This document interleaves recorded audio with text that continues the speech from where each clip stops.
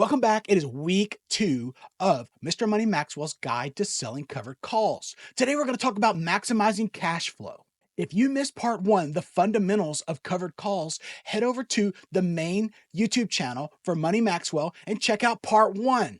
Now, last week we talked about how covered calls let us collect rent on our shares, just like we're a stock landlord. But being a great investor, it isn't just about owning the property, it's about managing it well. We want to maximize cash flow, and that's what we're going to talk about today. We are going to start with the disclaimer. I'm not a financial advisor. This is for educational purposes only. Make your own decisions. Click pause and read the disclaimer. This week, we're getting tactical. We're going to talk about how we set up a high probability covered call. We're going to look at what we look at on the charts. We're going to talk about IVR, Delta, the 1% rule. Like and subscribe to this channel so you get future updates. By the end of this module, I want you to know when and how to sell covered calls the right way so your shares make the most money possible. We're going to talk about how to time your covered calls, picking the right strike price, ensuring you're getting paid enough, and we're going to talk about the biggest mistakes that traders make when they're selling covered calls. Now, a quick recap from last week. By selling a covered call, we're obligating ourselves to sell our shares at the strike price before the expiration date. This is what we talked about last week. So we're obligated to sell our shares of Starbucks at 125. If Starbucks goes to 135, we are obligated to sell it for 125. Our risk is to the upside. It's no different than owning shares. If Starbucks pulls back, we're still going to lose money just like you would if you owned shares. The only risk is to the upside. When I first started selling covered calls, I listened to an investor day. I heard this guy get on and he started talking about selling covered calls is very simple. You sell a 20 Delta covered call. You don't even think about it, you let your shares go. So I just logged into my account. This is a sample account, and I just traded it all. I would sell a covered call here. I would sell 4 covered calls here. I'd sell 12 covered calls for GE. I'm looking at it, 1 covered call here. I'd sell 20 covered calls on Coke. This was my thought. Oh, I don't have enough of this. I'm going to sell 3 of VU. I was leaving money on the table. As cliche as it sounds, timing does matter. Was I profitable? Yes. Was I the best investor that I could have been, randomly logging in one day and selling all my covered calls the same day? Absolutely not. I've built a system that makes this more mechanical, and I'm sharing it with you in a checklist. This checklist has 10 check marks. So let's think of it from back when we were in school. You get 9 out of 10, that's an A. You get 8 out of 10, that's a B. You get 7 out of 10 check marks, that's a C. Does that mean you shouldn't sell a covered call? If it's a C, absolutely not, but I just want you to be aware. Now, these first 4 are required. You need at least 100 shares. You don't want to sell naked covered calls. Most brokers aren't going to let you do that because that is the most dangerous kind of option you can sell. We're going to have 100 shares, so our calls are covered by the 100 shares. You need to be comfortable selling your shares at the strike. Remember, selling the call obligates us to sell our shares. You should be comfortable. You want to make sure that there's enough liquidity in the bid and ask spread so you're not stuck in an option that isn't liquid. We're going to talk about ex-dividend dates today. When a stock pays a dividend, there is a risk that your covered call could be exercised if you're in the money. The optional confidence boosters are built into the first half as being related to the chart. We want a recent bullish run-up in the stock. We want to make sure that we are selling at key moving averages or where a stock might reverse if it's near resistance or it has a reversal pattern. The second half is related to math. We're going to talk about high implied volatility, probability of profit to be high, above 80% ideally. We want to make sure that we're renting out our shares of stock for enough money that the premium meets the 1% rule. I want you to get a free copy of my checklist by visiting mrmoneymaxwell.com/income. Type in your email address, opt in. Takes about 3 minutes for Kit to send you the email. You get an email from me. It's going to have a PDF with the checklist. There's no catches. I just want you to have a copy of the list that we're going to discuss today. So first, we're going to talk about the chart side of the equation. When we're selling a covered call, we don't want to just sell them randomly. That's not how we want to do this. We want to sell into strength to sell when there's a high probability that we could see a reversal in the stock price. How are we going to figure that out? We're going to look for areas on the chart using very simple technical indicators and support and resistance. This stock is Verizon. It's had 5 bullish weeks in a row. Premium was super juicy, so it made sense for me to sell a covered call. And if you're in the Good Kids Trading Discord, you saw the update. I posted it as soon as I sold the covered call. Will I get called away? Maybe. I'm getting paid to wait. We had some previous resistance here. I kind of expect Verizon to pull back. If it doesn't, it's fine. I know how to get back into the stock. Starbucks just had 8 bullish weeks in a row. Remember this covered call that we looked at? We talked about selling a covered call $10 higher than the stock was trading.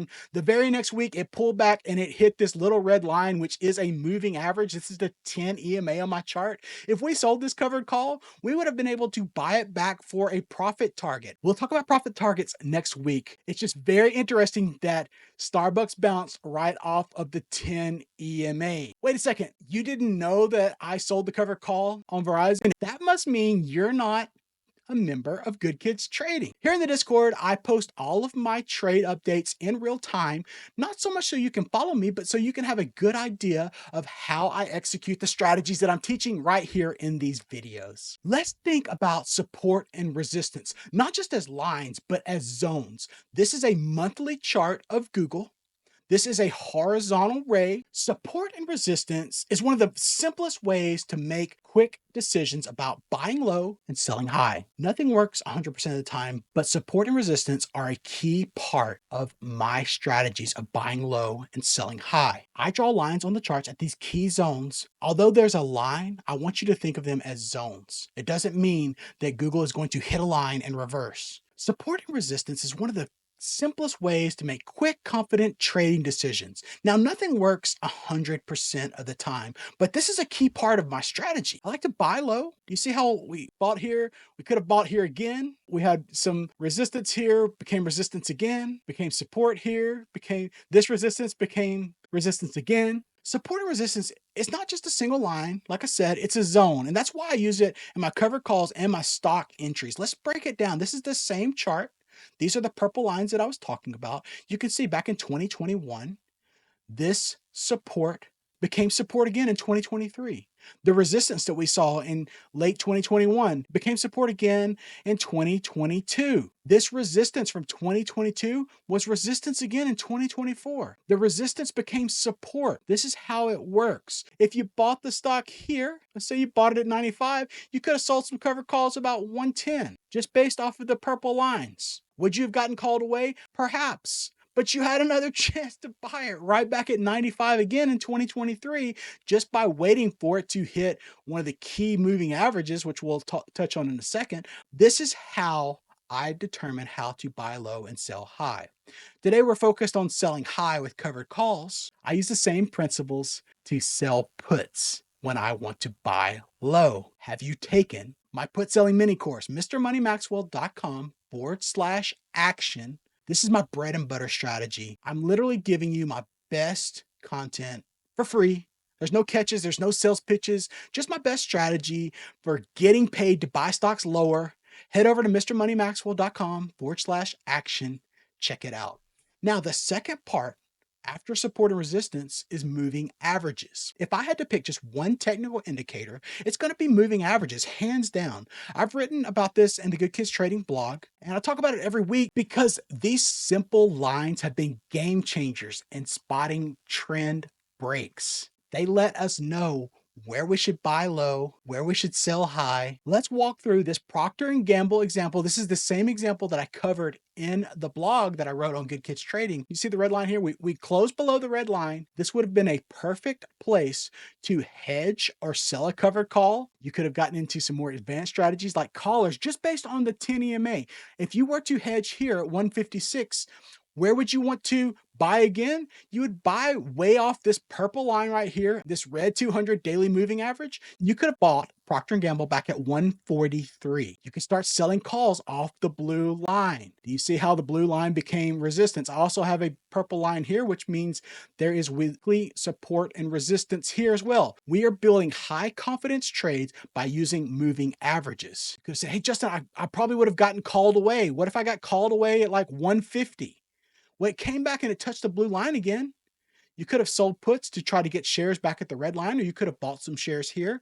Where would you sell a covered call again? You would probably want to sell it right where it was before. If you sold a covered call right where Procter & Gamble was, around 155 or 160, it pulled back again. This is the power of moving averages. Now, I hear this all the time. Justin, why don't my moving averages look like yours in TradingView? Are you hiding some kind of secret? I don't think that I am, but I must be because I hear this on such a regular basis. I created this free guide. You can download all of my secrets for free. If you want your TradingView to look like mine, head over to Mr. Money Maxwell /income, the same place where you got the checklist for the covered calls. And at the bottom, you're going to see how do you set up your guide. This is completely free as well. If you're getting value from this, if you're getting value from the guide, if you'd like to toss in a little something extra, that would be much appreciated. But either way, I just want you to use this guide to start turning this knowledge into some wealth for yourself. Let's look at some reversal patterns. Evening star reversals. So we have a bullish up day, we have an indecision day, a big down day. This is a great time to put on covered calls. Let's look at Skyworks Solutions. You could have sold covered calls when we touched the red line. This is the 200 moving average. Great time to sell covered calls when we're hitting a possible reversal. If you miss it the first time, you could have gotten it the second time. And then you should have started thinking, hey, this could be a double top, which it turned out to be for Skyworks Solutions. Also a bit of a head and shoulders pattern here as well. We can use key reversal patterns using simple candlesticks to determine if a trend is changing with very simple processes of selling covered calls at key reversal places. The 200 moving average would be a great place to sell covered calls. This is NE, NextEra Energy. This had a purple line. It was resistance before, it became resistance again. I would have sold a covered call right here at probably 80 or even 85, just depending on the premium. There is a chance I could have gotten called away at 80 or 85, but I want you to look what happened. Do you see how this particular candle closed below the 10 EMA? That is a good sign that a reversal is coming. You could have protected yourself. You could have sold your shares. You could have sold a covered call. Where would you buy NextEra Energy again? Well, you would have either bought it off the red line or the blue line. Where are you going to sell it again? Where am I going to sell covered calls or sell my shares of NextEra Energy again? Around 85. Why? Because we hit 85 twice before. Can it go to 90? Absolutely. But we can use key reversal patterns. We can use moving averages to determine when we should get in. When it pulls back, you look like a psychic, but now you know the truth. We're just following the system that we laid out of using moving averages and support and resistance. Let's talk about the next three. The bottom three of the checklist is math. And listen, we're going to talk about high implied volatility. We have intrinsic and extrinsic value. Intrinsic is just like the stock. The extrinsic part is the option that we're selling. That's the time and the fear. So the higher the time and the fear, the more money we make. We want to look for high probability of profits. We want to look for our strike prices between a 10 and a 30 delta, meeting the 1% rule. We don't want to rent out our shares for too little. If you own real estate, you don't want to rent out a house for $100 when rent should be $500. Same way with the stocks. And now listen, I know most people think that this is what math looks like. And let me tell you, this is not what a math-based option strategy looks like. I want to talk about why math makes the difference. 70 to 80% of options are going to expire worthless. The market overstates fear 87% of the time from 2016 to 2021. These numbers are still in effect today. There just isn't recent research that I can point to. But if you know that the market has overstated fear, most options expire out of the money, meaning worthless, and we're looking for a high probability of profit trade, you should have more confidence in the setups that we're going to talk about. This is actually what math looks like. It looks like a high probability of profit. This is Tasty Trade. It's going to look a little bit different. They're going to actually point out the probability of profit and the probability of hitting our profit target of 50%. This Apple covered call at 255 has a 95% chance hitting profit. Now, if you're not using Tasty Trade, we can talk about how we can use delta of the option to estimate the probability of profit. We also want a high implied volatility. Remember the extrinsic side, the volatility side? Tasty Trade easily points out the IVR for a stock. It's very prominent next to the underlying. If you're using Thinkorswim, you can add IVR as a widget on your charts. So an IVR over 50 means we should consider selling a covered call. IVR looks at the last 12 months of volatility. Let's say that this number was 70 instead. That means that 30% of the last 12 months had higher IVR. The 1% rule. We want to make sure that if we're selling the 255 covered call in 39 days, we want at least $255. In this example, we actually have 260 for the mid price. So we're over the 1% rule. If it was under $255, that is not a check mark. It doesn't mean we shouldn't sell the covered call. It just means it's less enticing to sell the covered call. It's important that we consider probability of profit, IVR, and the 1% rule. Let's talk about delta. How fast do you want to go? If you own 100 shares of stock, remember that's fully intrinsic value. That means you have 100 deltas. Think of it like this. You're in a sports car and you're traveling 100 miles per hour, meaning your stock moves 1-to-1. If Apple goes up $1, you make $100. If Apple goes down $1, you're losing $100. Here's where it's going to get interesting, because what if we could slow things down a bit, reduce our risk, and actually get paid money? That's what selling a covered call does.